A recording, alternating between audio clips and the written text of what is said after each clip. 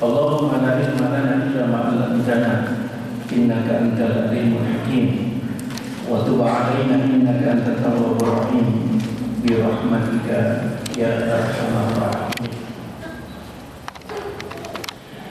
Ibu bapak, hadirin jamaah sekalian, saudara-saudaraku yang dimuliakan Allah Subhanahu wa taala, alhamdulillah kita bersyukur atas semua nikmat dan karunia yang Allah berikan pada diri kita. Pada kesempatan pagi hari ini dapat meringankan langkah kaki kita untuk sama-sama meningkatkan kualitas keimanan kita, meluangkan waktu kita beberapa saat. Mudah-mudahan duduknya kita di sini menjadi pemberat amal soleh kita untuk dunia dan akhirat kita, insya-Allah. Amin ya rabbal alamin.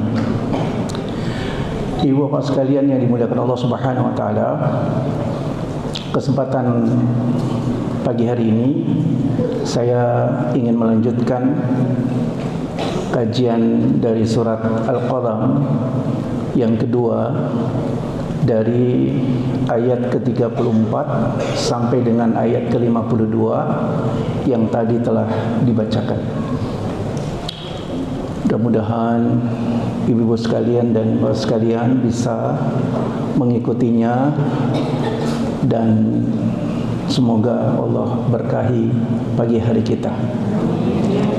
Hadirin jamaah sekalian Allah Subhanahu wa taala, sebelum saya menyampaikan, saya mau tanya, ada yang mau nanya enggak? Oh, alhamdulillah sehat. Alhamdulillah. Alhamdulillah. Jadi pertanyaannya sekaligus doa. Bapak sehat? Alhamdulillah.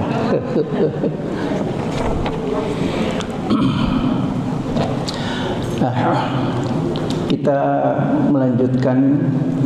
Kemarin sudah sampai pada poin kelima dari muatan global surat Al-Qalam, dari ayat pertama sampai dengan ayat 33.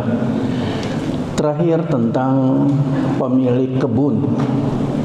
Ketika dia memiliki kebun hasil warisan dari orang tuanya, ternyata tidak melanjutkan apa yang dilakukan oleh orang tuanya, sehingga kemudian Allah Subhanahu wa taala tegur, dan Allah menegurnya dengan cara dihancurkannya hasil panen kebun orang tersebut. Ini juga menjadi catatan pada diri kita bahwa ketika kita memiliki kesempatan untuk berbagi, murahlah dalam berbagi. Jangan sampai kita punya pikiran ekonomis. Kalau kita jual semua yang kita miliki, keuntungan kita akan amat sangat banyak. Padahal diajarkan oleh orang tuanya ketika pengelolaan ekonomi, upayakan dibagi dalam 3 bagian. Pertama untuk investasi, yang kedua untuk dirinya dan keluarganya, dan yang ketiga untuk disedekahkan. Inilah cara yang diajarkan juga kepada diri kita untuk murah dan mudah dalam berbagi. Hadirin jamaah sekalian yang dimuliakan Allah Subhanahu wa taala, pada kesempatan poin yang saat ini ada 3 poin tambahan. Pertama, poin yang ke-6, yaitu dari ayat 34 sampai dengan ayat 43.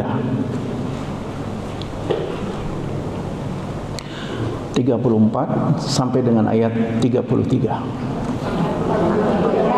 Oh, saya salah ya. Luar biasa ibu-ibu ini, subhanallah. Terima kasih Bu. Rupanya lebih teliti. Jazakumullah sunal jazak. 34 sampai dengan 43. Benar ya? Alhamdulillah. Nah, muatan yang ke-6 ini tentang 3 hal. Pertama, balasan bagi orang-orang yang bertakwa. Balasan bagi orang-orang yang bertakwa. Innalil muttaqina inda rabbihim jannatin na'im.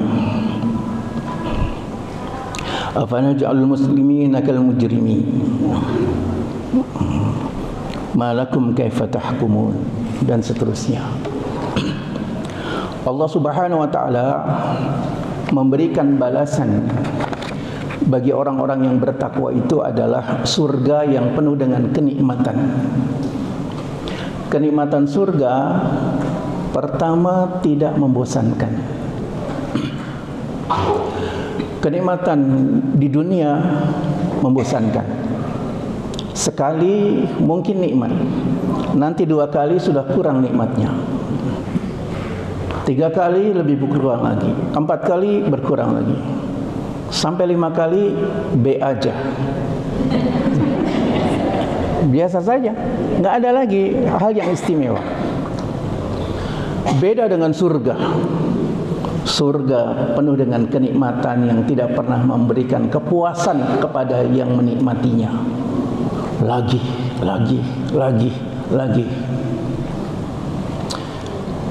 Kayak iklan Oreo anak-anak tuh, lagi. Berapa? 100 kali.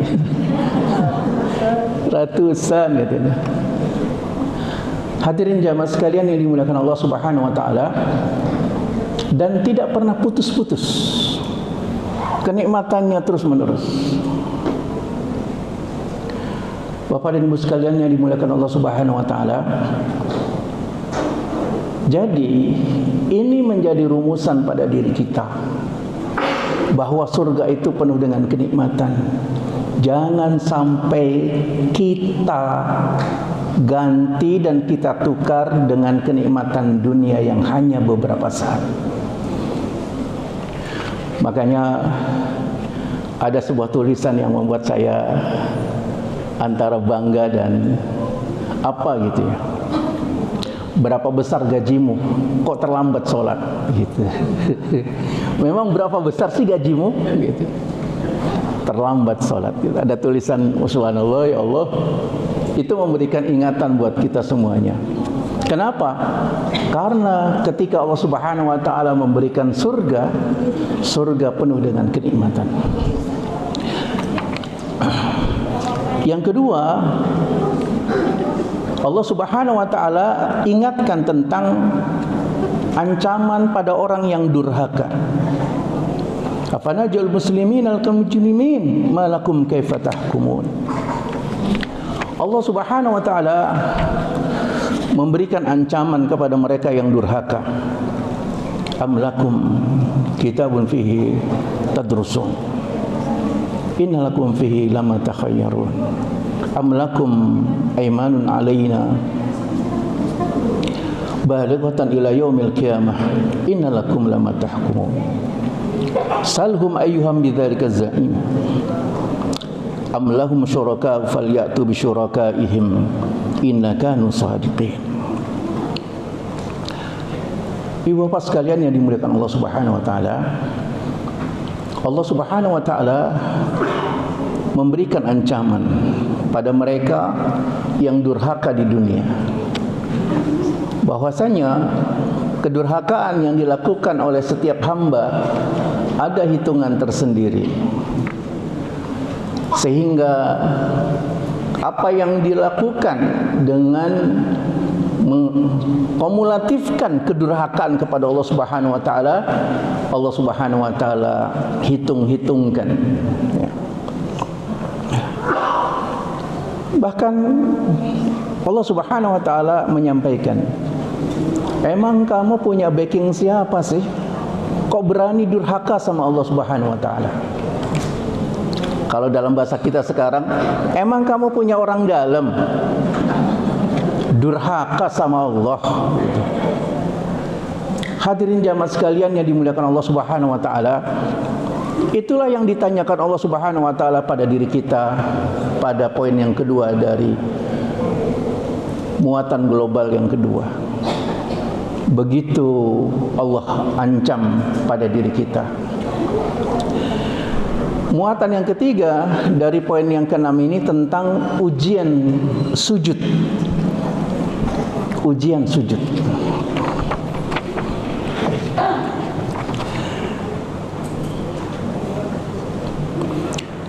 Yauma yukshafu an sakin wa yud'auna ila sujudi fala yastati'un khashi'atan absaruhum tarhaqum dhillah wa qad kanu yud'auna ila sujudi wa hum salimun. Sujud merupakan bentuk ibadah pertama kali di surga, sehingga mereka yang menikmati sujud di dunia bisa membayangkan bahwa mereka berada di surga, karena perintah Allah pertama kali di surga adalah perintah untuk bersujud. Wa idh qala rabbuka ilal malaikati inni ja'ilun fil ardi khalifah. Allah Subhanahu wa taala sampaikan, aku akan menciptakan pemimpin di muka bumi ini. Sehingga kemudian diperintahkan kepada mereka, fasjudu li adama fasajadu illa iblis aba wastakbara wa kana minal kafirin. Ternyata sujud itulah yang menghantarkan seseorang menikmati beribadah kepada Allah Subhanahu wa taala. Karena itu, ketika ada seorang sahabat yang mengatakan, "Ya Rasulullah, jadikan aku pembantumu di surga." Subhanallah. Dalam kehidupan sosial, profesi karir yang mungkin dibilangnya rendah adalah pembantu. Tapi kalau kita menjadi pembantu Rasulullah, lebih tinggi dari profesi apapun. Ya Rasulullah, jadikan aku sebagai pembantumu di surga. Maka Rasulullah SAW sampaikan, perbanyaklah sujud. Hadirin jamaah sekalian yang dimuliakan Allah Subhanahu wa taala. Tapi orang-orang yang di dunia menolak sujud, di akhirat dia tidak akan bisa sujud. Ketika Allah Subhanahu wa taala singkap betisnya, diberikan kekakuan sendi-sendinya, nggak bisa sujud. Karena sujud itu memerlukan 7 organ tubuh: kedua tangan, kedua lutut, kedua kaki, dan dahi, jidat. Nah, kalau ada salah satu di antara organ itu tidak berfungsi dengan baik, disfungsional, nggak bisa sujud. Nggak bisa sujud. Saya cedera lutut sebelah kanan, bergeser tempurungnya, nggak bisa sujud. Berat, sakit, dipaksa bisa. Nah, bayangkan ketika di akhirat orang-orang yang di dunia nggak pernah bersujud, mereka pengen bersujud, nggak bisa lagi. Karena semua organ tubuhnya kaku dan tidak lagi bisa digunakan untuk bersujud. Tangannya, lututnya, kakinya nggak bisa bersujud. Ibu bapak sekalian yang dimuliakan Allah Subhanahu wa taala, maka ketika kita ringan untuk bersujud, bersujudlah. Sekarang ini ada ide cerdas inovatif. Orang yang sholatnya duduk, ada alat bantu sholat duduk hingga bisa sujud, gitu. Dibuatkan alatnya. Jadi orang itu bukan hanya duduk di kursi, tapi kursinya dibuat bisa sujud. Karena menikmati sujud itu amat sangat nikmat sekali. Ibu bapak sekalian yang dimuliakan Allah Subhanahu wa taala, maka pada saat kehidupan kita di dunia mudah ringan untuk bersujud, sujudlah. Ada 4 macam sujud yang bisa kita lakukan di dunia.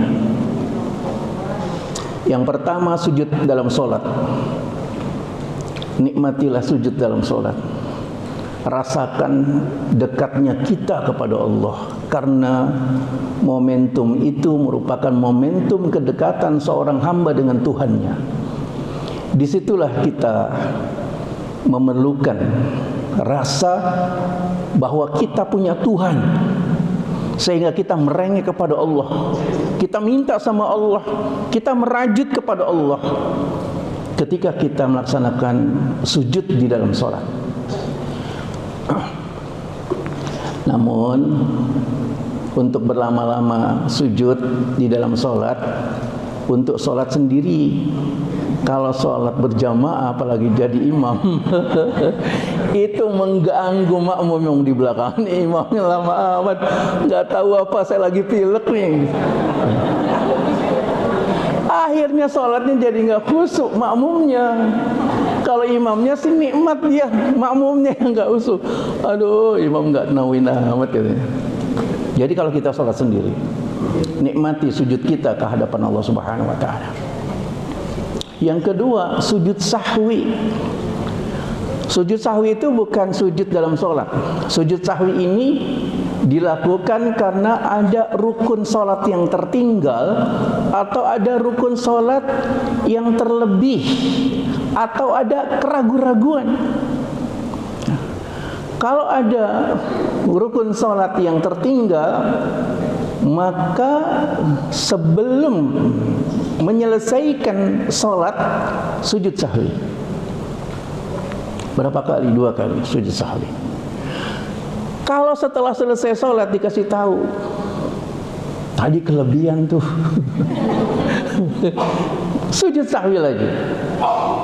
Ya, ketika dikasih tahu setelah selesai sholat. Kalau ragu-ragu, 2, 3, 2, 3. Maka dalam kondisi lupa yang sedemikian rupa itu, pilih yang paling rendah. Berapa Ustaz?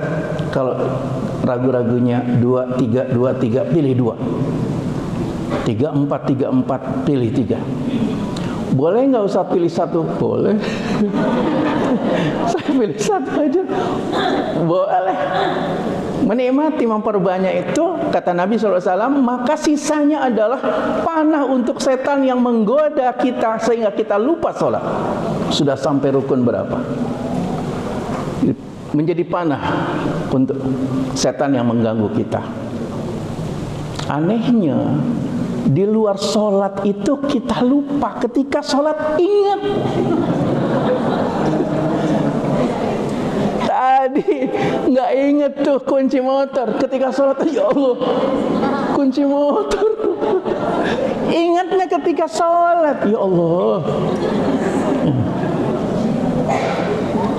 Saya sampaikan, kalau kita diingatkan ketika sholat, jangan bangga. Alhamdulillah, ingat sholat. Jangan bangga, itu godaan setan. Alhamdulillah saya ingat ketika sholat, itu godaan setan. Jangan bangga. Nah, yang ketiga adalah sujud tilawah. Ketika kita mendengar ada orang yang membaca ayat-ayat yang berkaitan dengan perintah bersujud dalam ayat-ayat tersebut, fasjudu wa'budu rabbakum, misalnya seperti itu, maka ketika kita membacanya atau ketika kita mendengarnya, ringankan untuk melaksanakan sujud tilawah. Sujud tilawah ini boleh madhab kemana saja. Anjurannya ke kiblat. Tapi kalau kita tidak bisa, maka kemana saja menghadapnya. Anjurannya sujud dengan posisi yang sempurna. Kalau nggak bisa juga, lakukan saja. Misalnya di meja ini, nggak bisa turun ke bawah, lakukan saja. Ketika mendengar perintah untuk bersujud dari ayat sajadah atau ayat yang menganjurkan kita, memerintahkan kita untuk bersujud. Nah, sujud yang keempat adalah sujud syukur kita. Kita bersyukur atas karunia yang diberikan oleh Allah Subhanahu wa taala dalam bentuk apapun. Dalam bentuk apapun. Sujud bisa merasakan kenikmatan lagi, alhamdulillah. Ya, sujud bisa meraih karunia yang diberikan oleh Allah Subhanahu wa taala. Sujud syukur. Nah, ibu-ibu sekalian yang dimuliakan Allah Subhanahu wa taala, maka meringankan pada diri kita untuk melakukan sujud ini sebagai ujian yang diberikan oleh Allah Subhanahu wa taala, tepiskan semua kesulitan-kesulitan yang kita alami di dalam bersujud. Ibu bapak sekalian yang dimuliakan Allah Subhanahu wa taala,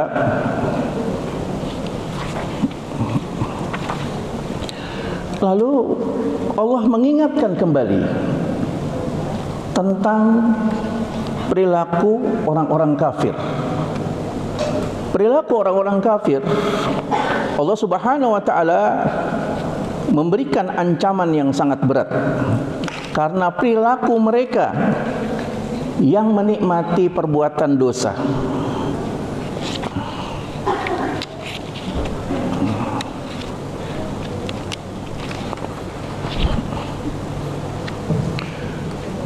Ibu bapak sekalian yang dimuliakan Allah Subhanahu wa taala, bagi orang yang beriman, dosa itu kegelisahan.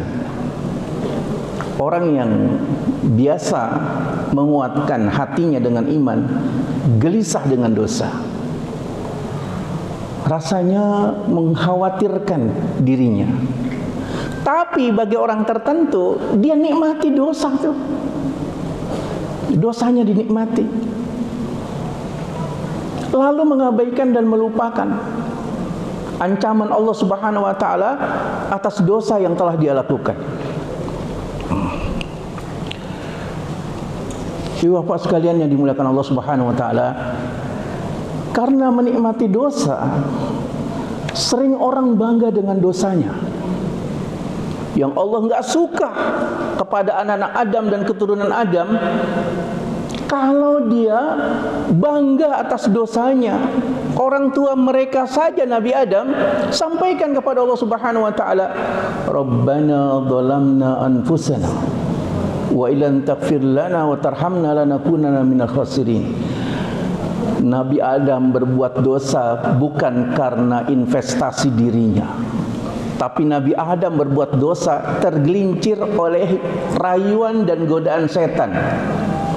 Tapi Nabi Adam mengajarkan pada diri kita autokritik, berani mengkritik dirinya. Rabbana dhalamna anfusana wa illam taghfir lana wa tarhamna lanakunanna minal khasirin. Nabi Adam menyampaikan, ya Allah, saya telah menzolimi diri saya. Padahal Nabi Adam melakukan dosa itu, mendekati pohon yang dilarang oleh Allah Subhanahu wa taala atas bujuk rayu, godaan dan tipuan setan. Kata setan, tahu enggak Adam, kamu tuh enggak boleh mendekati pohon itu, karena kalau kamu makan buah pohon itu dan kamu mendapati dari pohon itu, kamu akan kekal di surga. Padahal kan kamu tahu tempat kamu nanti tinggal di dunia, di bumi. Nabi Adam pada saat itu, kata Rasulullah SAW, rahimallahu abana Adam, semoga Allah merahmati orang tua kita Adam. Adam itu disebutkan oleh Nabi inginnya berada di zona aman, di zona aman, pengennya di surga, nggak siap di dunia. Maka ketika setan mengatakan, kamu tuh dilarang mendekati pohon itu karena kalau kamu makan buah dari pohon itu akan kekal di surga. Sehingga kemudian dibuat frame, paradigma bahwa pohon itu akhirnya diberikan nama pohon khuldi. Apa artinya pohon khuldi? Pohon keabadian. Itu nama setan terhadap pohon itu. Kita namakan juga pohon khuldi kan? Kita beri nama itu. Nabi Adam karena makan pohon khuldi. Itu nama yang disematkan setan terhadap pohon itu. Allah Subhanahu wa taala sampaikan, halal semua yang ada di surga. Hanya satu, jangan dekati pohon itu. Nah, Nabi Adam alaihissalam jatuh tergelincir karena godaan setan. Tapi dia tidak melibatkan setan atas kesalahannya. Ini gara-gara setan nih saya tergelincir. Begitu sportifnya Nabi Adam mengajarkan pada diri kita. Ada orang yang gak sportif. Ketika dia melakukan kesalahan, dia lemparkan kesalahan pada orang lain. Ini gara-gara ini nih, itu. Saya melakukan itu enggak sportif. Salah kamu sendiri, kenapa kamu terbujuk? Kenapa kamu mau ngikutin saya gitu. Maka dalam kehidupan yang kita jalani, kita pertama harus sportif dalam diri kita. Dan kita jaga diri kita dengan keberanian kita melakukan otokritik. Ini karena perbuatan saya. Jangan libatkan orang lain. Padahal Nabi Adam tergelincir itu, Allah sendiri ceritakan, itu ada investasi setan di situ. Fa'azallahuma syaitanu anha fa'akhrajahuma mimma kana fih. Setan menggelincirkan Adam karena setan merayu Adam. Jawaban setan kepada Adam, inni nasihun, saya ini kasih nasihat sama kamu Adam. Ini advice nih buat kamu nih gitu. Tergelincirlah Adam. Akhirnya Adam menyadari diri. Itu yang Allah Subhanahu wa taala terima dengan lapang hati atas kesalahan orang tua kita, Nabi Adam alaihissalam. Maka Nabi Adam alaihissalam punya catatan di dalam dirinya kepada Allah Subhanahu wa taala. Sehingga Allah sampaikan, semua anak Adam kalau melakukan kesalahan aku ampuni, kecuali muzahirin, orang yang bangga atas dosanya. Saya dong semalam begini. Sudah ditutupi aibnya, dia malah bangga dia ceritakan kepada orang lain. Itu yang Allah nggak suka. Kata Ebit, jangankan Allah, alam aja nggak suka. Tanya pada rumput yang bergoyang katanya. Alam aja nggak suka ketika kita mengatakan atas dosa yang kita lakukan dengan penuh kebanggaan. Bapak dan Ibu sekalian yang dimuliakan Allah Subhanahu wa taala, maka mengharibah kita pada Allah, ya Allah, ampuni aku ya Allah, ampuni aku ya Allah. Oleh karena itu, hadirkan, sempatkan punya waktu khusus menyampaikan itu kepada Allah. Menikmati kita mendapatkan ampunan Allah, yang terbaik itu menjelang sahur. Ya Allah, ampuni aku ya Allah. Ya Allah, ampuni aku ya Allah. Faghfir lana ya Allah, faghfir lana ya Allah. Ampuni aku ya Allah, ampuni aku ya Allah. Kalau memang bisa di hadapan Allah terus terang atas dosa yang kita lakukan, sampaikan kepada Allah. Ya Allah, saya telah melakukan perbuatan ini, perbuatan itu, ya Allah, ampuni aku ya Allah. Jangan sampai kau ancam mendapatkan siksamu di akhirat nanti ya Allah. Ampuni aku ya Allah. Itu yang dilakukan oleh Rasulullah SAW. Sehingga suatu pagi Bilal melihat air mata Rasulullah SAW itu belum ngering, masih basah, masih sembab, air matanya masih menetes. Sehingga Bilal tanya sama Rasulullah SAW, ya Rasulullah, air matamu masih sembab, masih netes. Rasulullah SAW sampaikan, beberapa saat tadi Jibril datang menyampaikan wahyunya kepadaku. Lalu Allah Subhanahu wa taala sampaikan wahyunya tentang alam semesta. Kalau saja seorang mukmin ketika membaca ayat itu tidak melakukan pendalaman terhadap ayat-ayat tersebut, sungguh sangat naif. Nabi SAW mengajarkan pada diri kita waktu yang terbaik untuk mengakui kesalahan dan dosa kita di hadapan Allah pada saat sahur. Kita minta ampunan Allah Subhanahu wa taala, dan itulah momentum murahnya ampunan Allah Subhanahu wa taala kepada kita. Itu yang keenam. Yang kedua, muatan global yang ketujuh.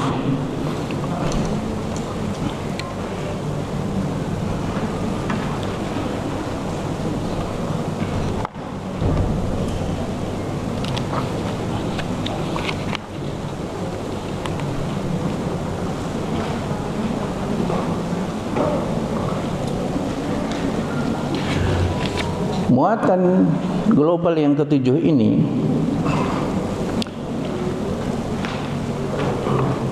tentang kewenangan Allah terhadap orang kafir.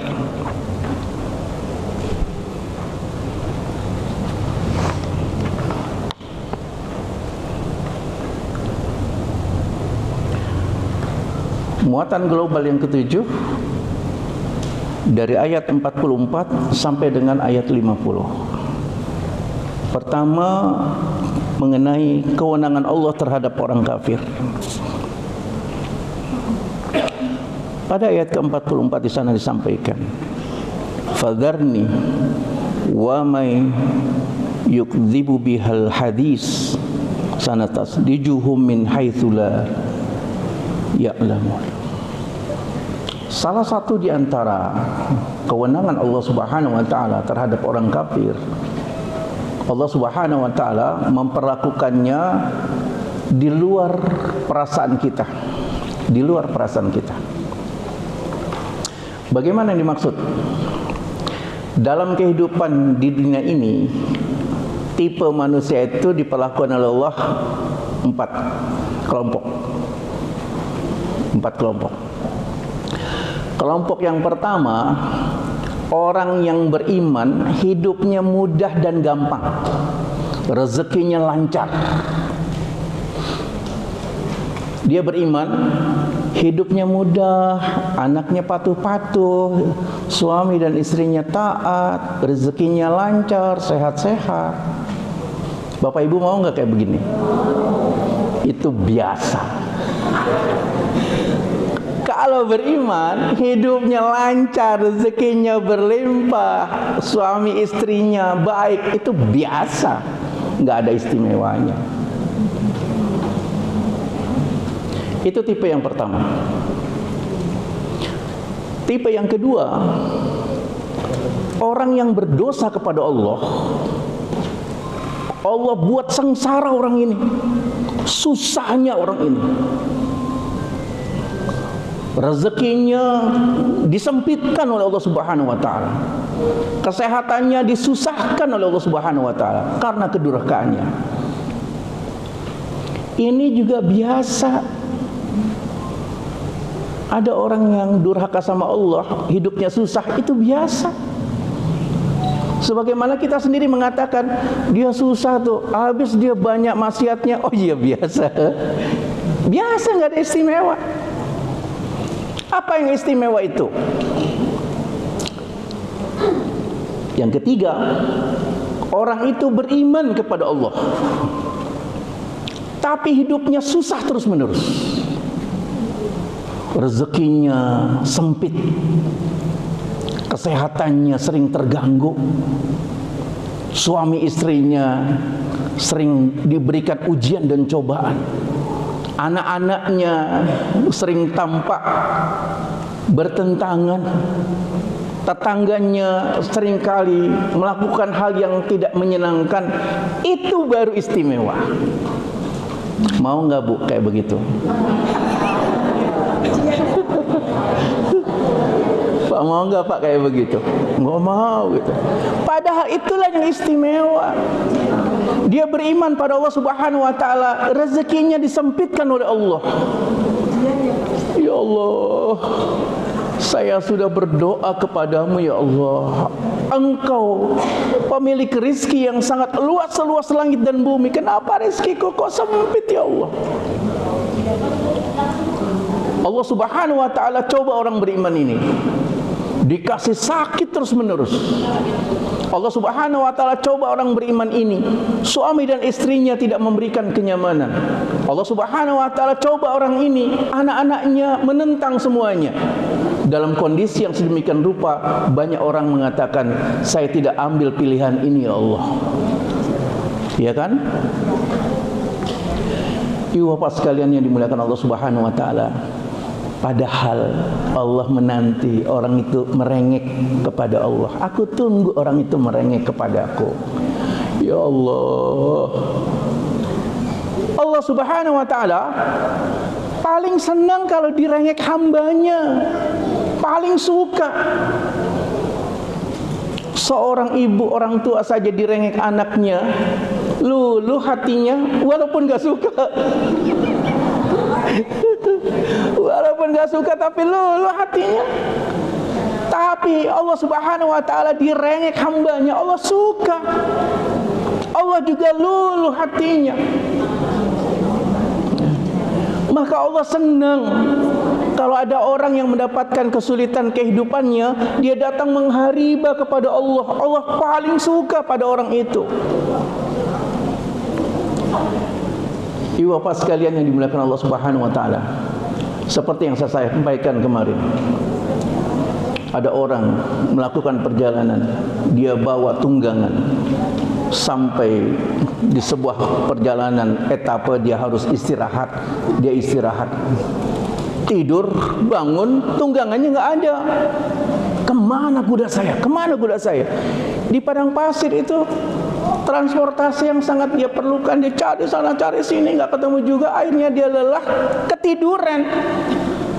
Bangun, kudanya sudah ada di samping kanannya. Gembiranya luar biasa, sampai salah ngomong. Allahumma anta abdi wa ana rabbuk. Wahai Allah, engkau hambaku dan aku Tuhanmu. Orang itu saking gembiranya ketemu tunggangannya, salah ngomong. Ya. Jadi kalau ada kita dalam kehidupan harian kita salah ngomong, oh berarti dia lagi senang nih.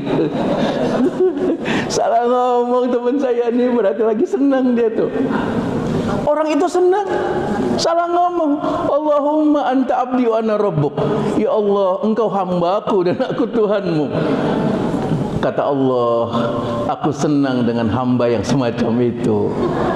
Kesalahan dia berbicara, berucap bukan karena sengaja dia sampaikan ucapannya, tapi karena bahagianya menemukan tunggangannya kembali. Aku juga bahagia kalau ada hambaku datang kembali kepadaku. Subhanallah. Bapak dan Ibu sekalian yang dimuliakan Allah Subhanahu wa ta'ala, maka kalau kita beriman, hidup kita susah, yang ditunggu Allah tuh datang sama Allah. Itu yang ditunggu Allah. Datang gak orang itu? Datang gak hambaku itu kepada aku? Yang keempat, ada orang yang durhaka sama Allah, tapi rezekinya lancar kayak air terjun. Rezekinya ngalir. Itu orang kan durhaka sama Allah, kok rezekinya nggak berhenti-berhenti. Anaknya baik-baik, orang tuanya baik, istri dan suaminya baik-baik, tetangganya baik-baik. Mau nggak kayak begitu, Bu? Durhaka tapi semuanya lancar. Mengapa kita tidak mau? Itu namanya istidraj. Itu namanya istidraj. Ya. Fadharni wa may yakdzibu bihal hadis sanastadrijuhum min haitsu la ya'lamun. Biarkan orang itu yang mendustakan ayat-ayatku. Aku berikan kelapangan kepadanya sehingga dia tidak mengetahui bahwa kemudahan kehidupan yang dia dapatkan itu merupakan istidrajku untuknya. Kamu pagi-pagi sudah datang ke masjid sholat, saya nggak sholat, rezeki saya lancar, karir saya naik terus. Sebentar lagi saya mau ditelepon sama presiden nih. Reshuffle yang kedua nih. Padahal dia durhaka sama Allah Subhanahu wa ta'ala. Allah katakan, itu istidrajku kepadanya. Apa Bu, Pak, istidraj itu? Kalau bahasa Bekasi, diambulin. Tahu diambulin? Abi, aku mau pergi ya. Jangan. Abi, aku mau pergi ya. Jangan. Abi, aku mau pergi ya. Jangan. Abi, aku mau pergi ya. Pergi sana, jangan pulang-pulang. Itu namanya diambulin, istidraj. Nah kalau dibilang begitu sama orang tua, pergi kamu sana, jangan pulang-pulang. Dia pergi, kelewatan. Benar-benar kelewatan. Nah Allah Subhanahu wa ta'ala nggak suka dengan orang yang durhaka. Sudah dikasih berbagai macam peringatan, orang itu nggak sadar juga, akhirnya istidraj. Allah ancam nanti sampai satu ketika orang itu mendapatkan azabnya yang amat sangat pedih. Baru dia tahu Allah nggak suka atas kedurhakaannya. Itu namanya istidraj. Ya.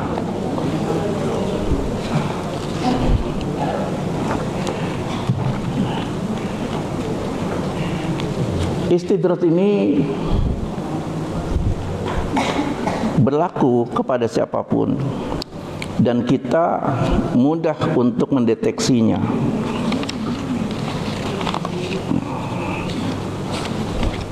Kalau kita semua kehidupan kita lancar, nggak ada rintangan dan halangan sedikit pun, tapi kita tidak bertaat kepada Allah Subhanahu wa ta'ala, maka kita mesti waspada. Jangan-jangan ini istidraj. Nah karena itu kita berharap apa yang kita dapatkan tidak membuat kita lupa akan semua yang kita perbuat itu. Kalau hal itu berkaitan dengan dosa kita pada Allah, segera menghampiri Allah dan memohon kepada Allah Subhanahu wa ta'ala atas ampunannya. Ini pada poin yang pertama dari ayat ke-44 sampai dengan ayat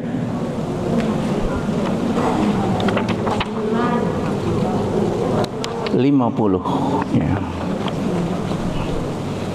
Dan istidraj ini sangat menakutkan sekali. Nabi SAW sampaikan, kata beliau, Rasulullah SAW bersabda, apabila engkau melihat Allah memberi seseorang hamba kelimpahan dunia atas maksiat-maksiatnya, apa yang ia suka, maka ingatlah sesungguhnya itu adalah istidraj. Dalam riwayat yang lain dikatakan, hendaklah engkau takut jika selalu mendapatkan karunia Allah, sementara engkau tetap dalam melakukan perbuatan maksiat kepadanya. Jangan-jangan itu adalah istidraj yang Allah berikan untukmu. Subhanallah. Ali mengatakan, hai anak Adam, ingat dan waspadalah bila kau lihat Tuhanmu terus-menerus melimpahkan nikmat atas dirimu, sementara dirimu terus-menerus melakukan maksiat kepadanya. Ketahuilah sesungguhnya Allah tidak suka atas perbuatanmu itu, dan itulah istidraj. Jadi kalau kita dikasih enak terus, jangan lantas kita bangga, alhamdulillah saya disayang Tuhan, kehidupan saya enak terus, nggak ada sedikit pun kesulitan. Ternyata itu istidraj. Kemudian pada ayat itu, pada muatan yang ketujuh, tentang bersabar di dalam dakwah. Bersabar di dalam dakwah. Wala takun kasahibil hut. Yang ketujuh, belum yang kedelapan. Masih yang ketujuh. Wala takun kasahibil hut.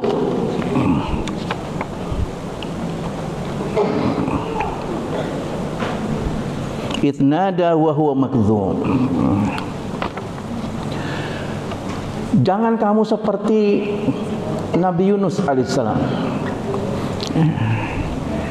Tapi Allah Subhanahu wa ta'ala tidak menyebutkannya dengan sebutan nama Yunus alaihissalam. Allah Subhanahu wa ta'ala menyebutnya dengan sebutan kasahibil hut, yaitu orang yang berada di perut ikan. Orang yang berada di perut ikan itu Nabi Yunus alaihissalam. Kenapa demikian? Nabi Yunus alaihissalam mendapatkan catatan. Rasulullah memberikan catatannya dengan mengatakan, rahimallahu Yunus, semoga Allah merahmati Yunus. Kenapa dia? Pertama, cepat frustasi menghadapi umatnya. Bahasa kita yang paling mudah untuk kita pahami, baperan menghadapi umat. Kalau umatnya menolak, langsung masuk dalam hati. Ya Allah, kok kayak begitu ya? Saya sudah berdakwah, saya sudah menyampaikan ayat-ayat Allah, kok perlakuannya begitu? Kenapa? Direndahkan posisi Yunus. Jamaah sekalian yang dimuliakan Allah Subhanahu wa taala, ketika Nabi Yunus dalam kondisi marah menghadapi kondisi kaumnya yang merendahkan posisi dirinya sebagai pendakwah, sebagai pembawa risalah, Nabi Yunus akhirnya pergi meninggalkan tempat mereka, naik perahu bersama-sama dengan yang lain, termasuk umatnya Nabi Yunus alaihissalam. Di tengah-tengah lautan, perahunya oleng. Lalu nahkoda kapal membuat keputusan, kurangi beban. Maka bagasinya diceburkan ke laut. Ternyata masih belum cukup. Ini harus ada yang diceburkan ke laut. Karena ini bahaya, maka diundi. Nabi Yunus ikut diundi. Itu perilaku umatnya yang merendahkan Nabi Yunus alaihissalam. Mestinya Nabi Yunus gak usah diundi. Ya Nabi Allah, engkau mulia, duduk yang tenang di sini. Biar kami saja yang keluar dari perahu ini. Mestinya gitu. Misalnya nih, saya nih naik mobil, mobilnya bannya kempes. Ustaz turun dulu Ustaz. Itu nggak sopan. Ustaz turun dulu Ustaz. Itu nggak sopan, nggak adab gitu sama Ustaz tuh. Kalau sampai Ustaz itu diperlakukan begitu, tunggu Allah perhatian seperti yang dilakukan oleh Nabi Yunus alaihissalam. Nggak elok gitu. Saya Ustaz duduk yang tenang di sini. Ini banyak kempes mobilnya, nggak ada masalah Ustaz. Ustaz duduk di sini, gitu. Itu bukan karena badan Ustaz yang besar, bukan. Ini karena memang bannya Ustaz. Duduk Ustaz yang tenang di sini. Masih gitu umat Nabi Yunus kepada Nabi Yunus. Ya Yunus, kamu nggak usah diundi.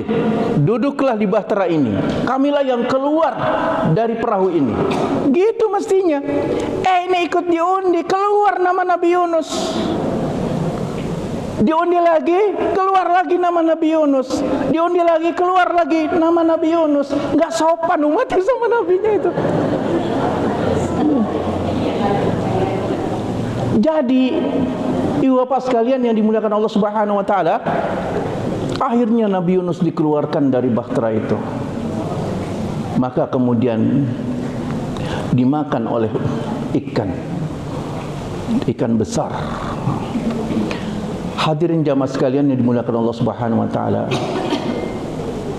Nah, Rasulullah belajar dari apa yang dilakukan oleh Nabi Yunus, sehingga perlakuan apa saja yang dilakukan oleh umatnya kepada dirinya tidak diambil hati. Ya Allah, apa saja yang dilakukan mereka kepadaku, fala ubali ya Rabb, fala ubali ya Rabb, fala ubali ya Rabb. Enggak peduli aku ya Allah, enggak peduli aku ya Allah. Illa an ardi'i.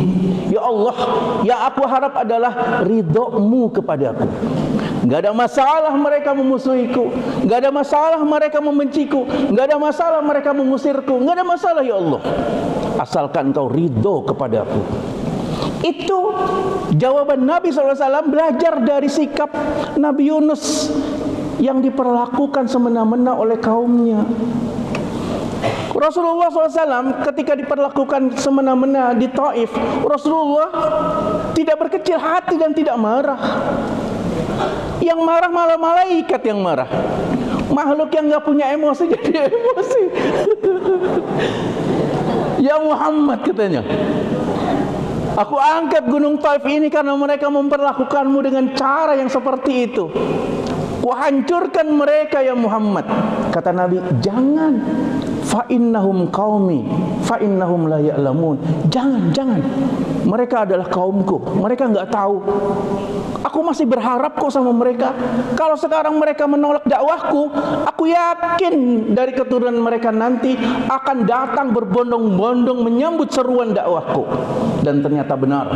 10 tahun kemudian orang Taif datang ke Madinah, ribuan orang menyatakan Islam di hadapan Nabi sallallahu alaihi wasallam. Itu sebagai bentuk penyikapan Rasulullah dalam berdakwah yang dikatakan oleh Allah Subhanahu wa taala, jangan seperti orang yang dimakan ikan itu. Dia baperan. Dia sering putus asa. Jangan seperti itu, kata Allah Subhanahu wa taala. Kesimpulannya kalau baperan lempar ke laut. Kalau baperan itu susah nanti, kemana-mana nggak akan pernah cocok. Dampaknya hasilnya kayak gitu, jadi dilempar ke laut.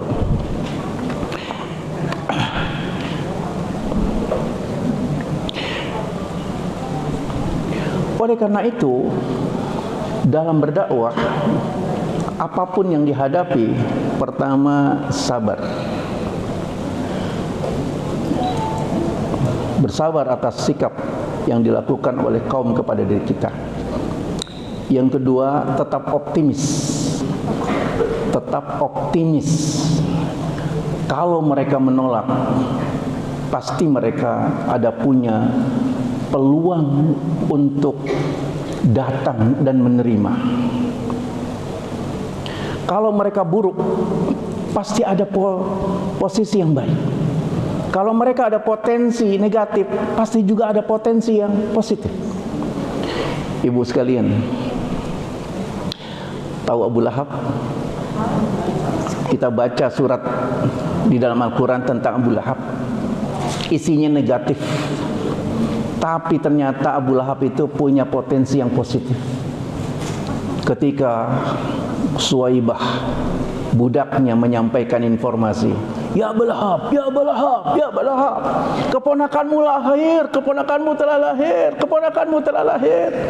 Maka kata Abu Lahab, aku merdekakan kamu ya Suwaibah. Ya Suwaibah, susuilah keponakanku. Itu potensi positifnya Abu Lahab. Jadi kalau kita dalam berdakwah, kalau kita menghadapi ada orang yang posisinya negatif, tetaplah punya optimisme. Ada hal-hal yang positif yang insya Allah akan kita dapatkan darinya. Bagaimana caranya? Macam-macam. Allah akan buka hati seseorang itu dengan berbagai macam cara. Yang kita sendiri nggak nyambung. Kenapa orang itu akhirnya mendapatkan hidayah Allah Subhanahu Wa Taala? Itu dari poin yang ketujuh. Poin yang kedelapan tentang tuduhan gila.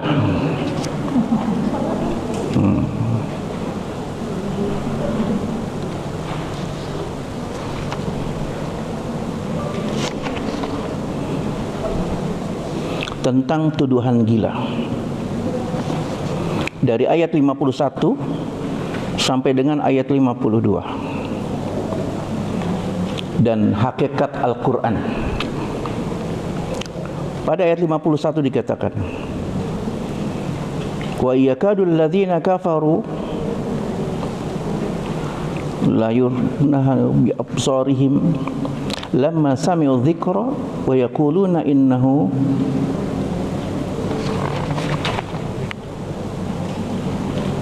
apa ini?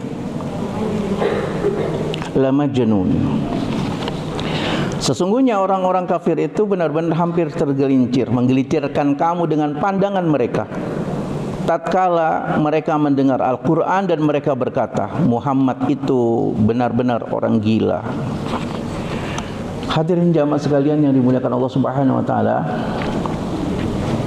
ada bentuk kejahatan yang dituduhkan dengan cara melemparkan pandangan seperti ini.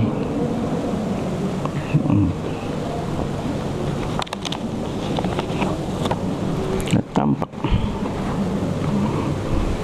Wa yakadu alladhina kafaru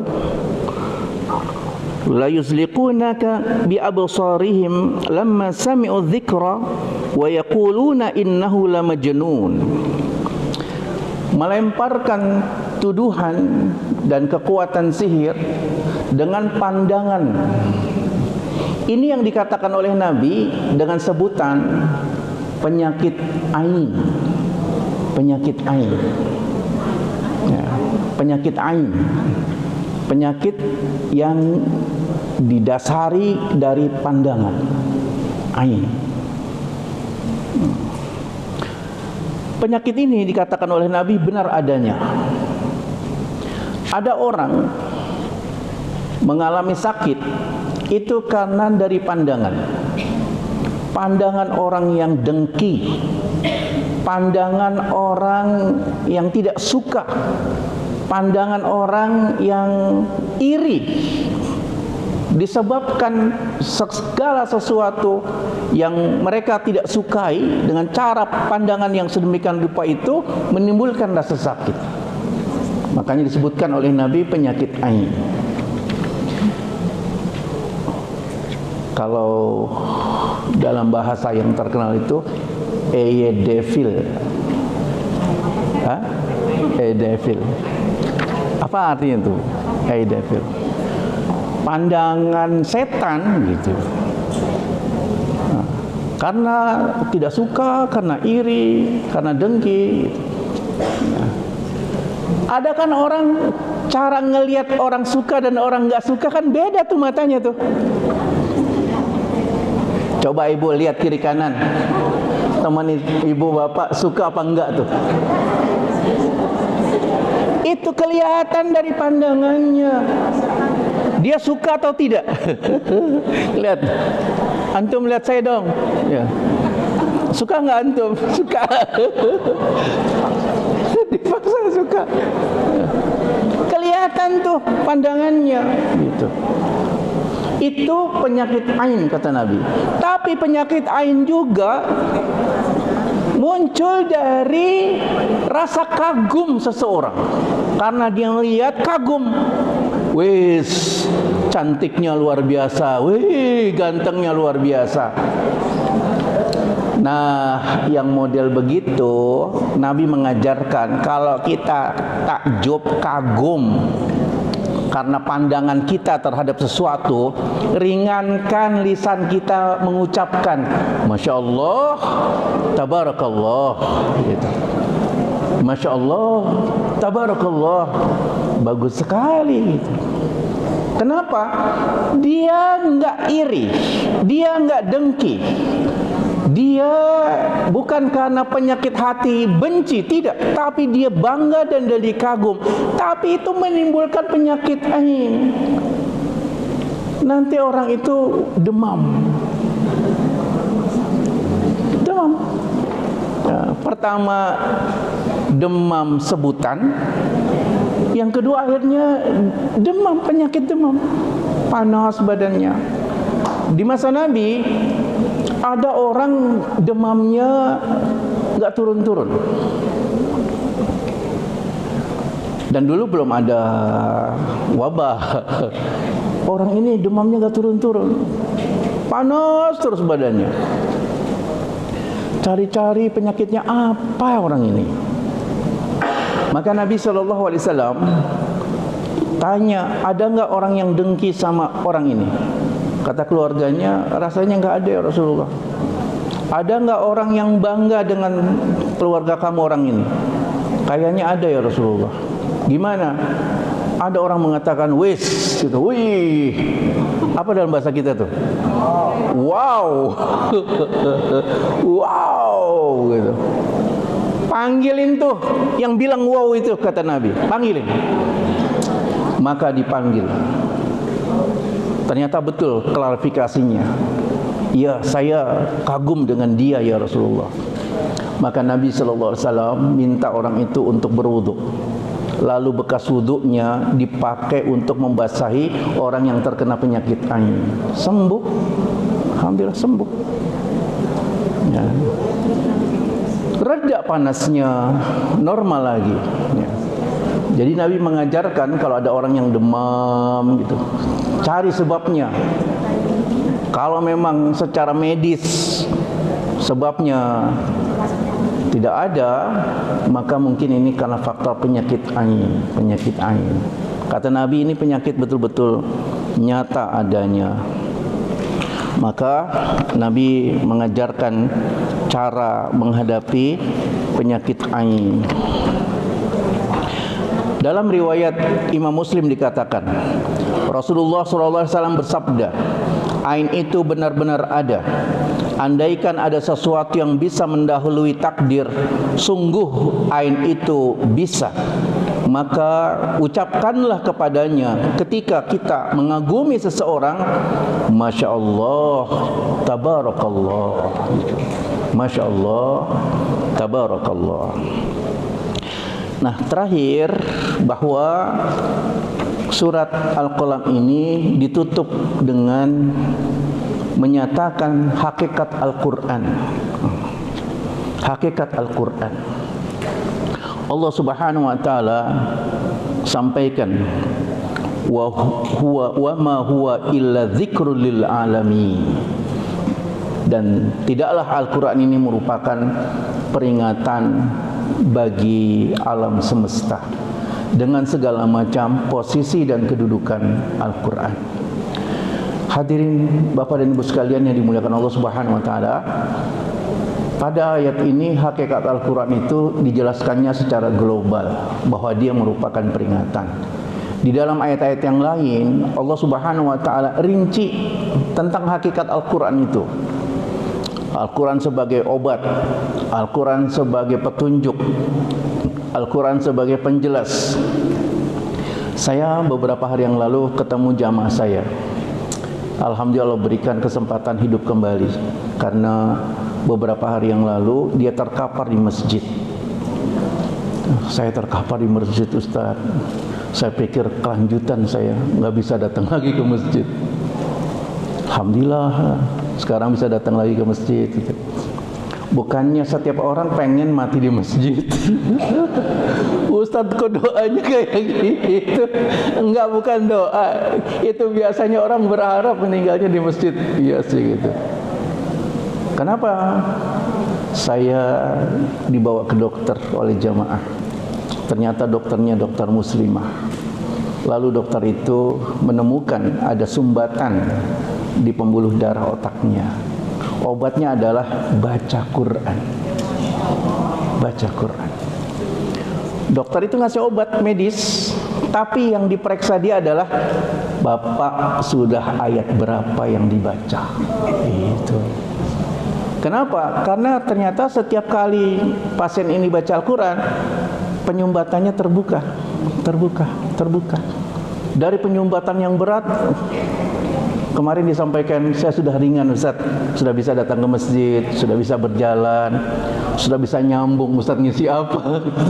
Alhamdulillah, Alhamdulillah. Jadi apa terapinya? Baca Quran saja Ustaz. Saya malu kalau ketemu dokter tidak ada perubahan bacaannya, karena dokter senantiasa menanyakan, sudah sampai ayat berapa yang kamu baca? Itulah hakikat Al-Quran. Wa ma huwa illa dzikrul lil alamin. Aqulu qouli hadza fastaghfirullah wa lakum. Assalamualaikum warahmatullahi wabarakatuh. Waalaikumsalam warahmatullahi wabarakatuh. Alhamdulillah. Ekspresi. Tapi ekspresi. Baik. Alhamdulillah.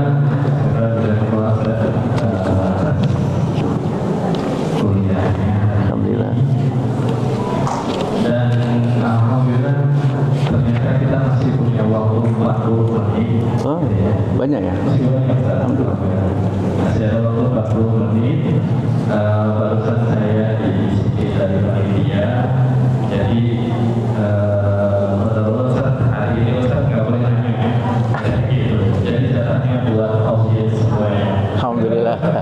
Jadi satu bagian menjawab. Alhamdulillah. Gitu.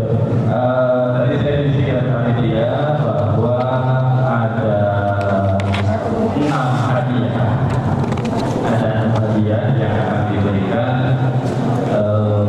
kepada penanya pada hari ini. Nah, pertanyaannya ditujukan kepada Ustaz. Insya Allah kalau bisa dijawab sekarang, sekarang ya Ustaz ya.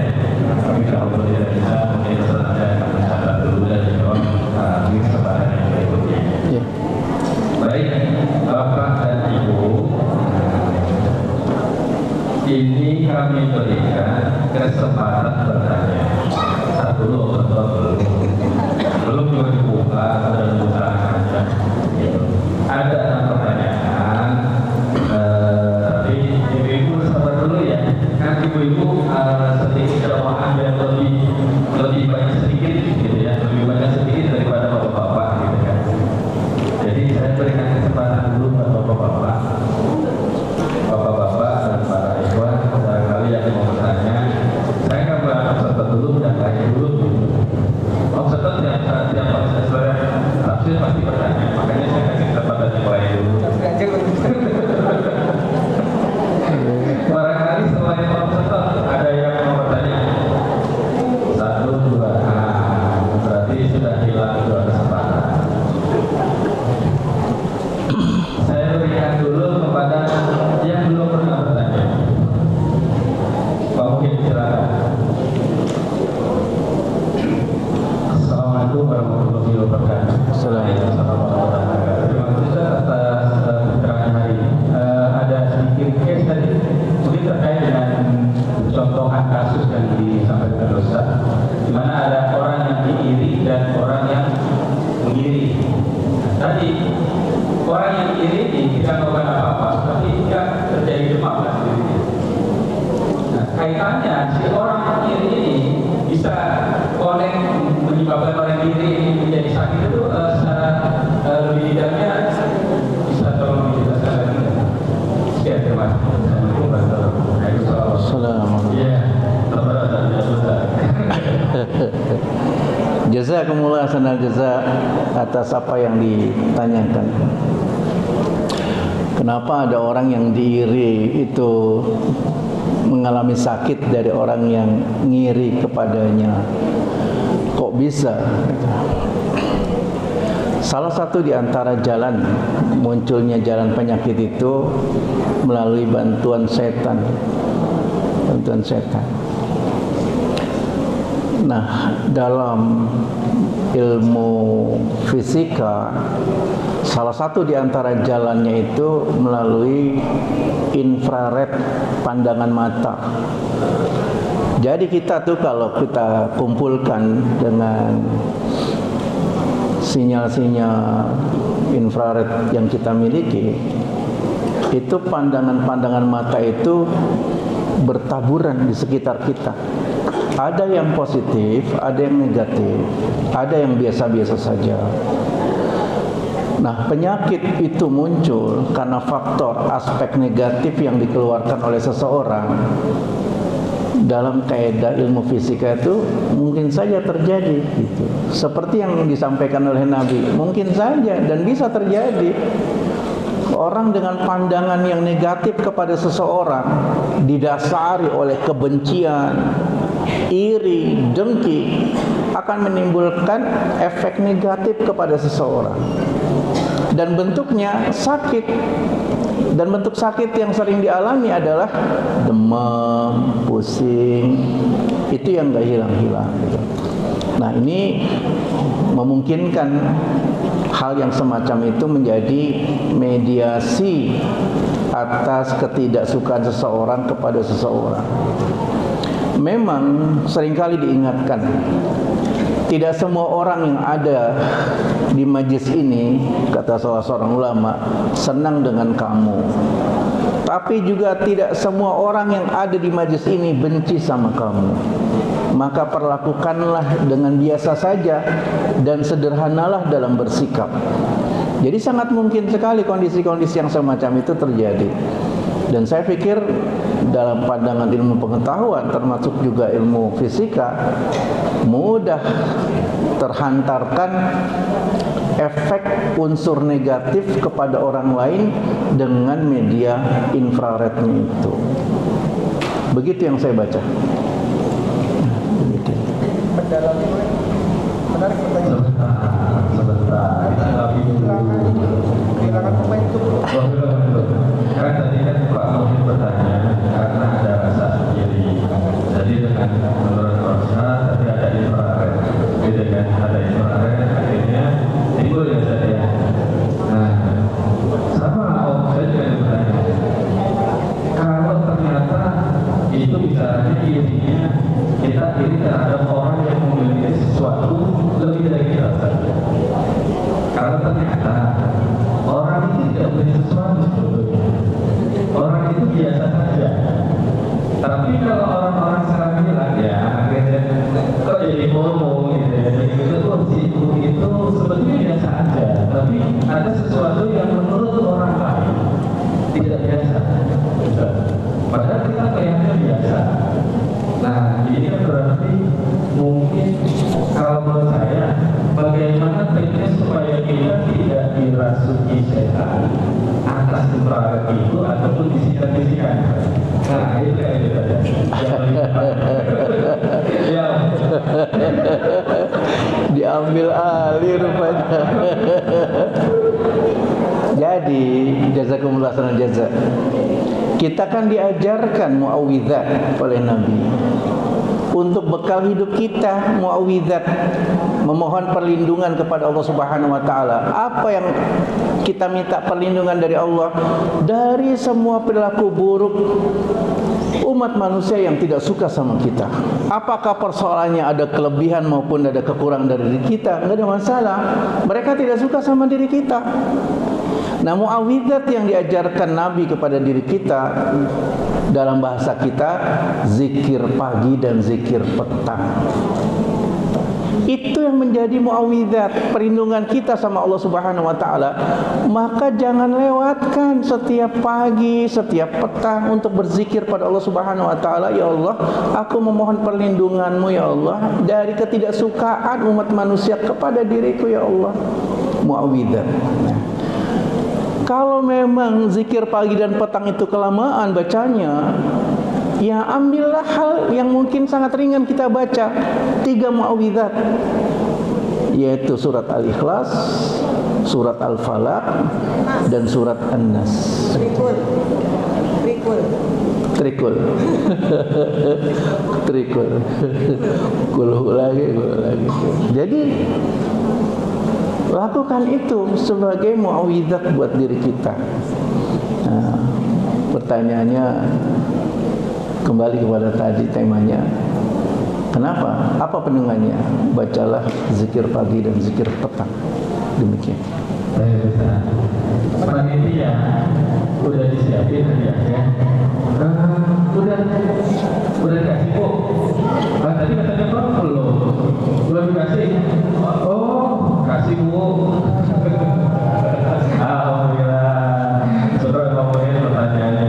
Baik, yang kedua, ibu-ibu tahan dulu ya. Saya masih melihat bapak-bapak dulu. Bapak-bapak soalnya sedikit lebih banyak ibu-ibu gitu. Segala pertanyaan ya, Pak Darwin, mana Bismillahirrahmanirrahim. Begini, pertanyaan saya sebetulnya sederhana. Kadang kalau di lapangan kita melihat perilaku yang orang-orang itu baik. Cuma misalnya hasilnya ternyata orang itu non muslim seperti itu. Jadi ya mungkin bisa dikatakan yang sampai nanti kalau ada kejadian apa di dalam politik yang kesannya itu yang sampai untuk memilih orang baik lalu yang kafir dan sebagainya. Jadi pertanyaan saya selanjutnya terhadap diri kita atau saya, kira-kira boleh nggak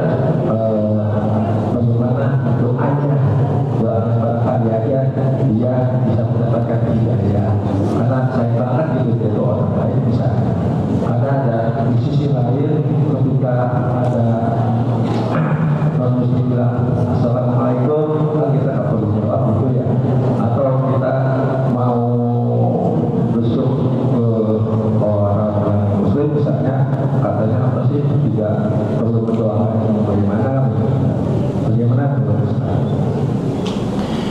Iya, jazakumullah khairan jazak. Kita dalam kehidupan dunia ini dinamis sekali. Ada yang negatif, ada yang positif, ada yang baik, ada yang jahat, ada yang punya manfaat, ada yang punya mudarat. Ya, kita menghadapinya secara mu'tadil, secara seimbang. Nggak perlu berlebihan dalam menyikapinya. Bahkan masih boleh kita berharap hal-hal yang positif dari mereka yang melakukan perbuatan negatif. Ibu bapak sekalian yang dimuliakan Allah Subhanahu wa taala, orang yang paling benci dengan dakwah Nabi, pertama Abu Jahal, yang kedua Umar ibnul Khattab. Abu Jahal nama aslinya Amr bin Hisham. Amr bin Hisham. Umar bin Khattab namanya Umar ibnul Khattab. Dua orang ini bencinya luar biasa dengan Rasulullah. Tapi Rasulullah punya optimisme. Apa optimismenya? Kata Nabi, ya Allah, fa'azil Islam bi ahadil umrain. Ya Allah, kuatkanlah Islam dengan salah satu di antara dua Umar. Nabi berharap Islam itu kuat. Nggak perlu dua-duanya deh, satu saja dari dua Umar ini masuk Islam, Islam jadi kuat. Ya Allah, kuatkanlah Islam dengan salah satu di antara dua Umar. Ternyata Allah kasih hidayah kepada Umar ibn Khattab radhiyallahu anhu masuk Islam. Jadi kita memang diajarkan untuk optimis, ngelihat orang itu dengan pandangan yang optimis. Mudah-mudahan Allah kasih kebaikan kepada orang itu. Mudah-mudahan ada sisi-sisi yang positif yang bisa memberikan manfaat, sehingga kita menempatkan pada posisi seseorang itu bukan pada posisi yang menyempitkan diri dan hatinya, tapi ada unsur-unsur yang bisa didaya gunakan. Contoh,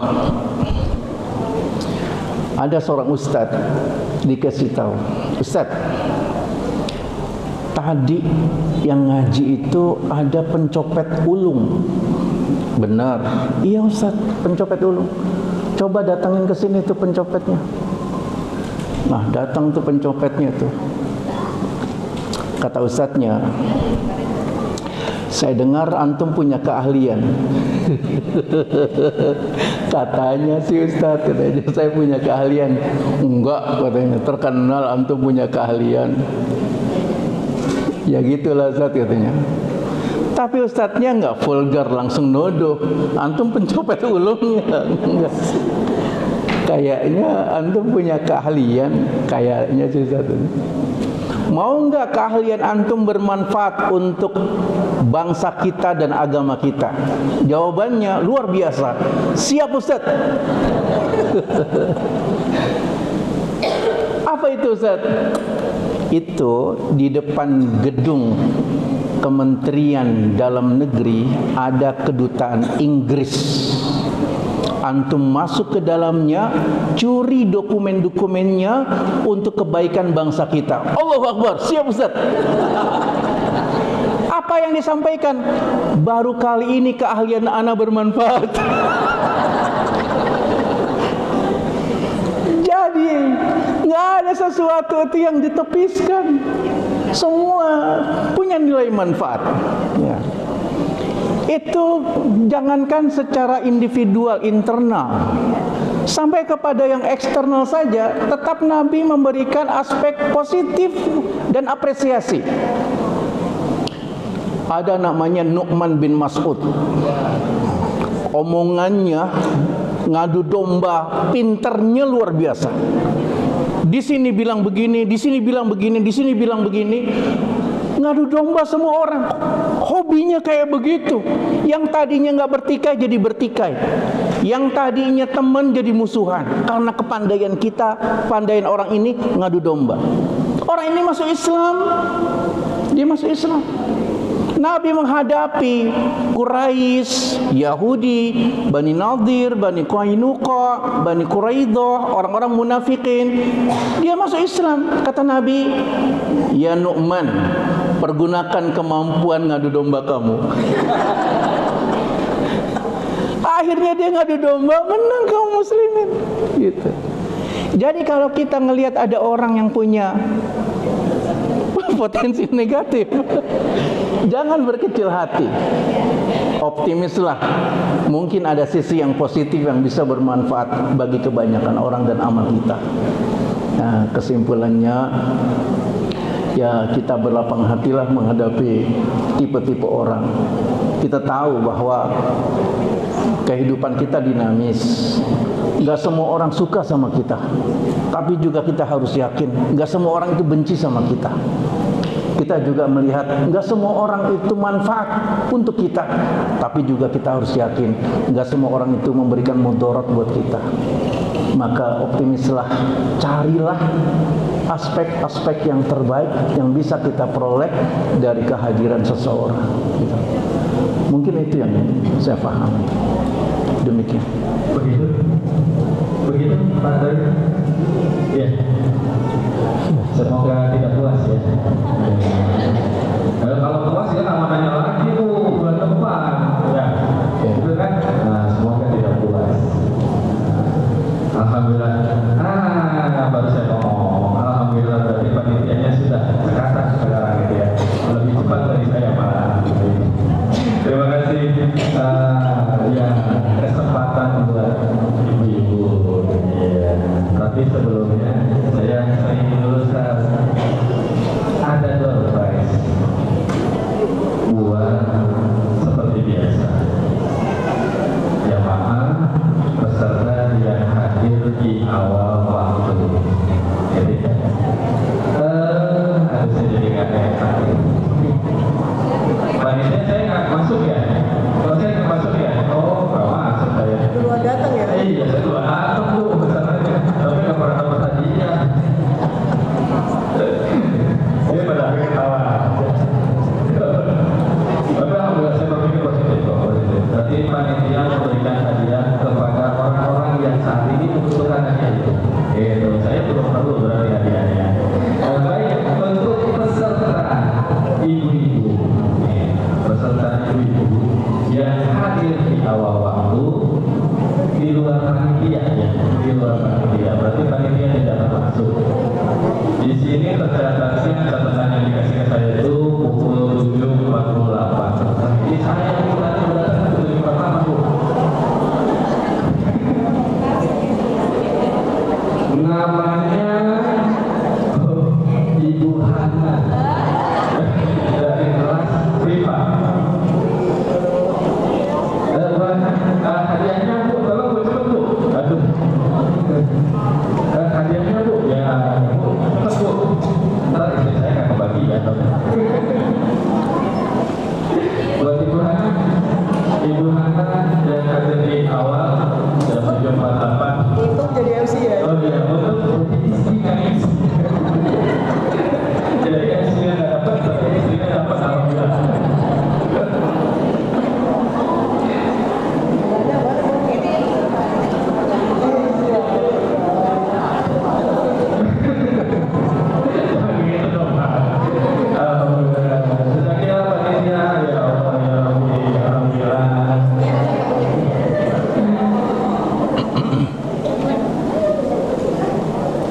Iya, kita dokumentasikan dulu.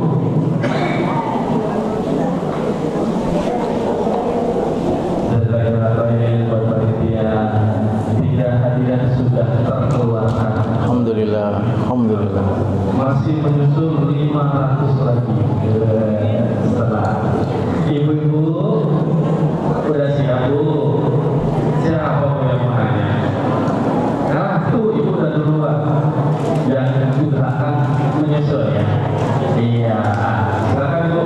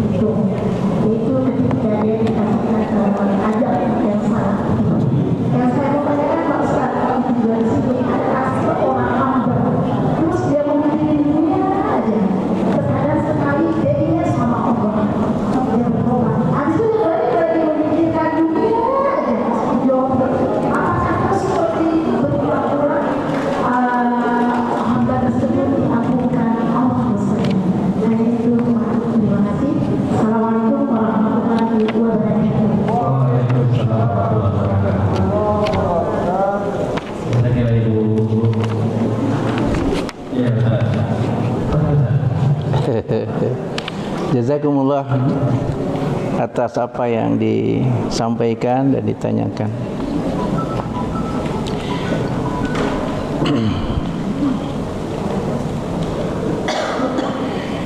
Jadi yang ditanyakan ini tentang istidraj.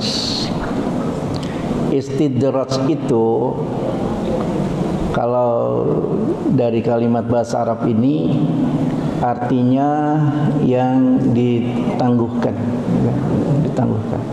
dilepas,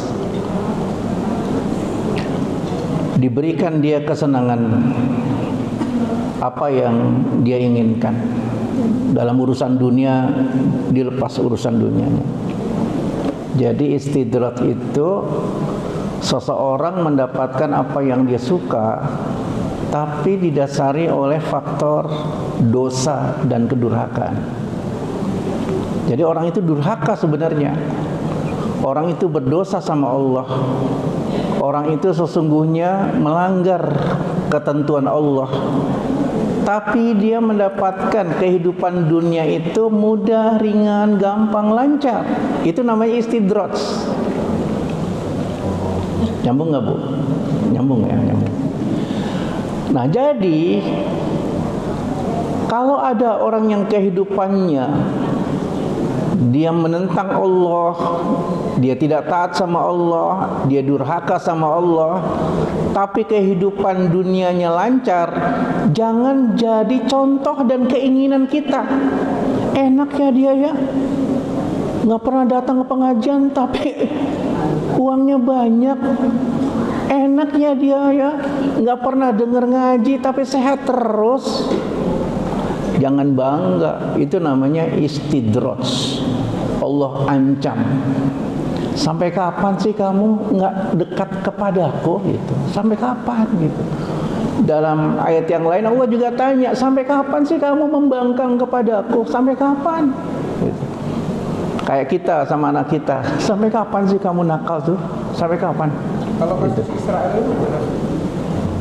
Oh, kita bicara khusus tentang Israel. Saya selesaikan ini dulu. Nah, jadi dalam kondisi yang sedemikian rupa itu, bahwa istidraj itu perbuatan seseorang yang dilepaskan oleh Allah Subhanahu wa taala atas dosa dan durhakanya. Allah tidak langsung memberikan azab kepadanya. Itu namanya istidraj.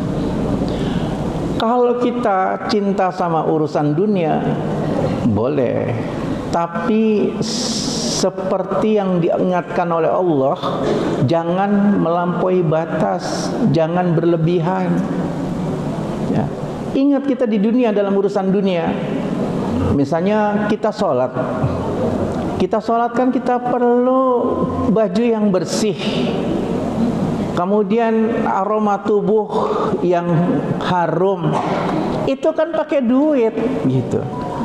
Bagaimana caranya? Kita kerja, kita cari uang supaya kita punya baju yang pantas untuk sholat, punya parfum yang menyegarkan ketika kita sholat gitu. Maka kita tidak lupa dalam urusan dunia kita. Jangan sampai juga kita bertaat sama Allah Subhanahu wa taala, kita nggak peduli dengan kondisi lingkungan di sekitar kita. Itu nggak benar berimannya. Berimannya nggak benar. Makanya ada seorang sahabat ngelihat istrinya tampilannya lusuh. Sahabat ini datangi istrinya. Dia sudah dipersaudarakan. "Oh, kamu kok lusuh sih tampilannya?" "Wahai saudaraku," kata istrinya itu, "suamiku itu orang soleh. Suamiku itu orang soleh." Sahabat ini langsung punya pandangan yang cepat. Nggak bener tuh rumah tangganya tuh, nggak bener tuh. Maka orang ini tanya, "Gimana solehnya suami kamu itu? Gimana solehnya?" "Wahai saudaraku, suamiku itu kalau siang puasa, kalau malam qiyamul lail, kan soleh." Kata orang itu, tambah nggak bener. Kalau dia siang puasa, kalau malam dia qiyamul lail, kapan dia pegang kamu? Berarti ada yang nggak benar nih, gitu. Nah, maka kemudian disampaikan, ternyata benar suaminya itu puasa. Kata saudaranya, saya datang ke sini untuk makan. Kalau kamu puasa, saya juga puasa. Saya nggak akan makan. Enggak, kamu kan datang ke sini saya mau kasih jamuan. Kecuali kamu ikut makan. Malamnya juga begitu. Orang ini segera ingin qiyamul lail. Enggak, tidur kamu, temani aku. Saya enggak akan tidur kalau kamu juga tidak tidur. Akhirnya dia ikut tidur. Orang ini ngadu sama Rasulullah, ya Rasulullah, sejak datang saudara saya, jadwal puasa saya terganggu. Harusnya saya puasa jadi enggak puasa. Harusnya saya qiyamul lail jadi enggak qiyamul lail. Itu makanya tuan rumah, kalau misalnya ada orang yang datang ke rumah kita, kita berikan jamuan, kita dalam kondisi puasa, Nabi membolehkan untuk dibuka puasanya. Saya buka puasa menghormati kamu yang datang ke rumah saya untuk saya jamu, gitu. Jangan, ayo makan ya, ayo cicipi. Kamu, enggak, saya lagi puasa. Tega banget. Lakukan, kata Nabi begitu. Benar itu saudara, kamu itu benar tuh. Kamu harus penuhi hak-hak badan kamu, hak keluarga kamu, hak istri kamu. Akhirnya kemudian dia sadar, oh iya, saya keliru. Nah, jadi dalam kondisi seperti yang tadi ditanyakan, bahwa seorang mukmin itu nggak boleh lupa hidupnya di dunia. Dia juga harus cari kehidupan dunia. Jangan jadi pemberat orang lain dalam urusan dunia. Dengan urusan-urusan dunianya akhirnya memberatkan saudara kita yang lain, nggak boleh. Itu juga nggak boleh. Tetap kita harus trigger dalam urusan dunia kita.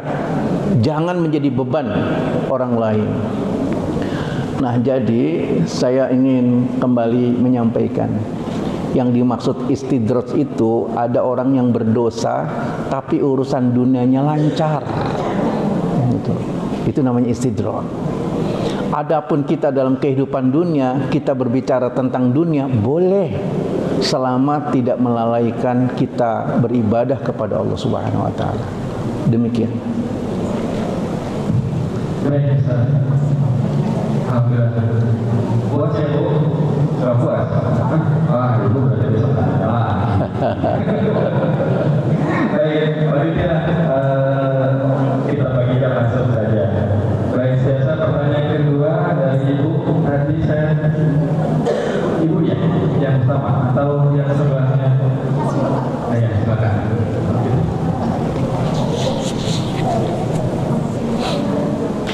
Baik, silakan Ibu. Bismillahirrahmanirrahim. Saya mau bertanya Ustaz tentang ayat yang ke-42. Apa makna dari hari ketika iblis disingkapkan, dan mengapa orang-orang tidak mampu bersujud pada hari itu? Itu saja Ustaz. Assalamualaikum warahmatullahi wabarakatuh. Assalamualaikum warahmatullahi wabarakatuh. Ya, surat Al-Qalam ayat ke-42. Yauma yukshafu an saqin wa yud'auna ila sujudi fala yastati'un. Ketika di akhirat, ketika dia berhadapan dengan Allah Subhanahu wa taala, seseorang itu tidak bisa mengendalikan dirinya. Tidak bisa mengendalikan dirinya. Kita sekarang di dunia bisa mengendalikan dirinya. Kita bisa mengendalikan tangan kita, kita bisa mengendalikan lisan kita, kita bisa mengendalikan kaki kita. Nanti di akhirat kita berhadapan dengan Allah Subhanahu wa taala, semua tidak bisa kita kendalikan. Sehingga ketika diminta sujud, nggak bisa tuh, tangannya nggak bisa dipakai buat sujud. Kemudian kakinya juga nggak bisa dipakai buat sujud. Nah, ketika kita hendak bersujud, itu sangat bertumpu kepada kedua lutut. Dan dari dua lutut itu betis kita menjadi penyanggah. Nanti ketika betis kita disingkapkan, maksud disingkapkan itu orang berpakaian itu yang sopan adalah tertutup semuanya, baik laki-laki maupun perempuan. Jangan sampai kemudian berpikir juga yang laki-laki, aurat laki-laki itu sampai dengkul. Enggak. Termasuk juga betis itu ditutupkan. Nabi pernah ketika kedatangan Utsman bin Affan radhiyallahu an, Nabi rapi-rapi tampilannya. Kata Aisyah, tadi orang tua kau Abu Bakar datang enggak rapi-rapi, Umar datang enggak rapi-rapi, ketika Utsman datang kau rapi-rapi ya Rasulullah. Iya, karena Utsman malu. Malaikat saja malu dengan Utsman, maka aku juga berhak malu terhadap Utsman. Sehingga Rasulullah menutupi betisnya juga gitu. Nah, pada saat ketika kita berhadapan Allah di hari kiamat, betis itu tersingkap semuanya. Akhirnya semua orang tahu kita tuh susah untuk sujud. Semua organ kita untuk sujud tidak lagi bisa berfungsi. Tangan nggak bisa menjadi penopang, lutut nggak bisa jadi penopang, kaki nggak bisa jadi penopang, susah sekali. Begitu pula dahi tidak juga bisa menjadi penopang. Disitulah mahalnya sujud. Ya Allah, kenapa di dunia kok saya nggak sujud? Padahal sujud itu ibadah yang pertama kali diperintahkan Allah di surga. Maka berbahagialah orang yang bisa sujud. Itu merupakan DP kita masuk surga. Maka nikmatilah sujud kita itu.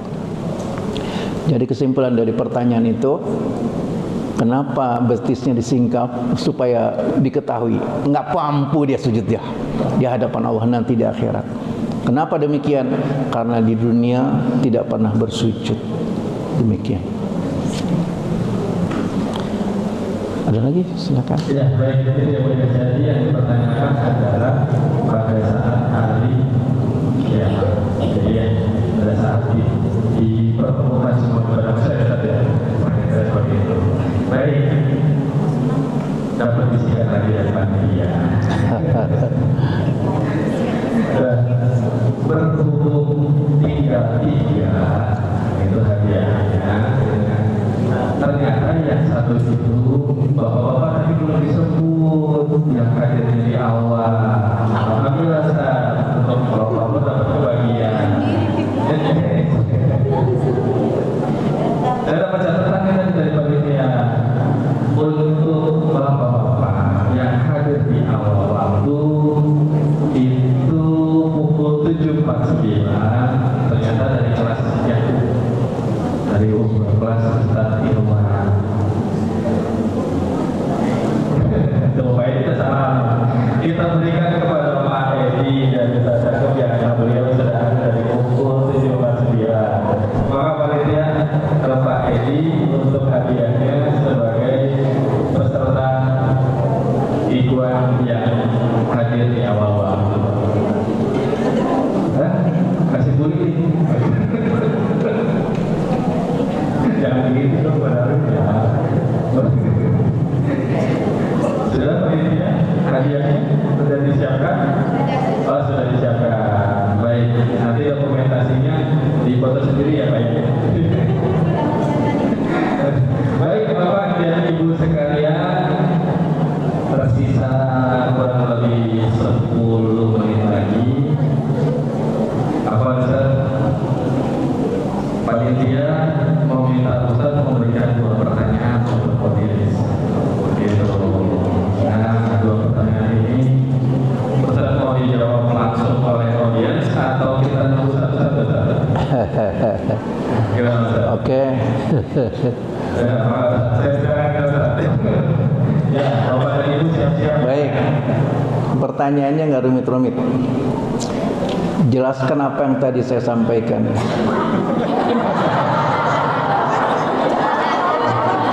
Gak rumit Bu, matanya 1 sampai 8. Ada berapa macam sujud? Iya Bu, silakan yang pakai kacamata di tembok. Bu silakan yang berkerudung coklat muda.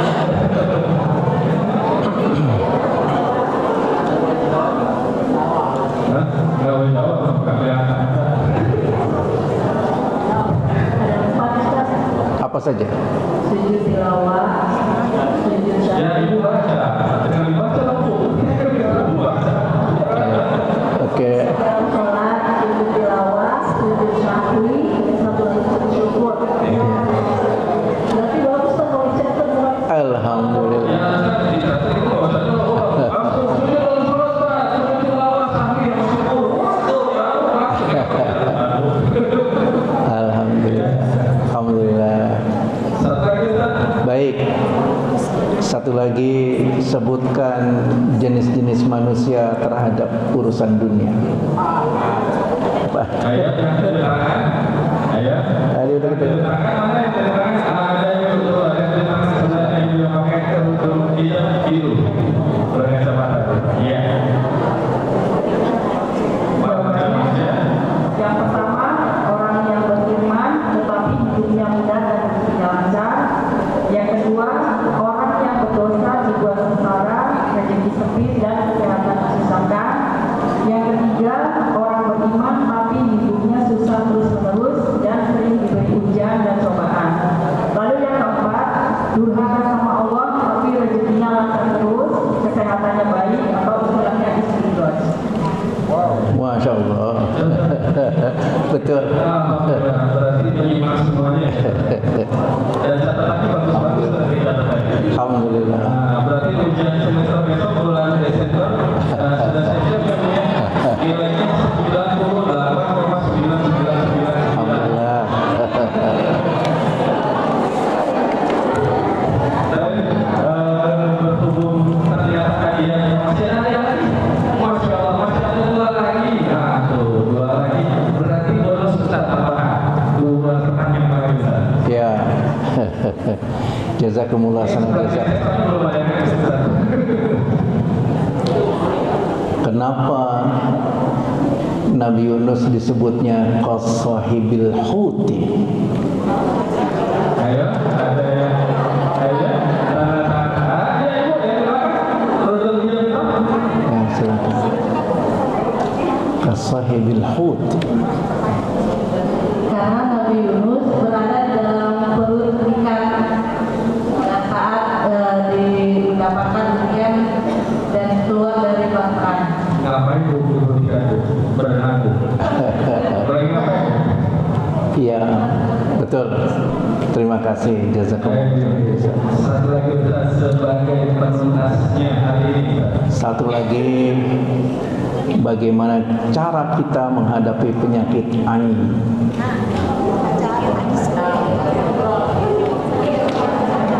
Ya, saya lihat di sebelah kiri pakai bidang suara. Kakak, maaf sebentar. Mic-nya sebentar. Oh iya. Aku baca lagi Bahasa sedikit pakai Muhammad. Ya, boleh. Alhamdulillah, berarti tuntas hari ini. Alhamdulillah, alhamdulillah. Alhamdulillah, jazakumullah khair Ustaz, jazakumullah Bapak Ibu. Seperti biasanya sebelum kita menyelesaikan tafsir, alangkah baiknya kita tutup dengan doa. Izin Ustaz mohon dipandu oleh Ustaz, sama-sama kita berdoa. Mudah-mudahan kajian hari ini, kuliah kita hari ini Allah memberikan manfaat dan berguna buat kita semua. Amin ya rabbal alamin. Ibu bapak sekalian yang dimuliakan Allah Subhanahu wa taala, kita sempurnakan majlis kita dengan berdoa pada Allah Subhanahu wa taala.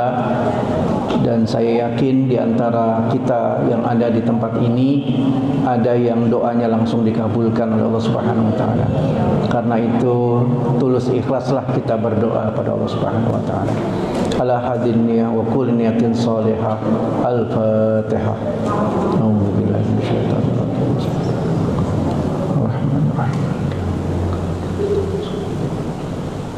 Khairul maghdubi alaihim waladdallin.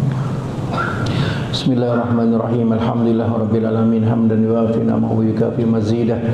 Ya Rabbana lakal hamdu wa lakal syukur kama yanbaghi li jalali wajhika wa 'azimi sultanik.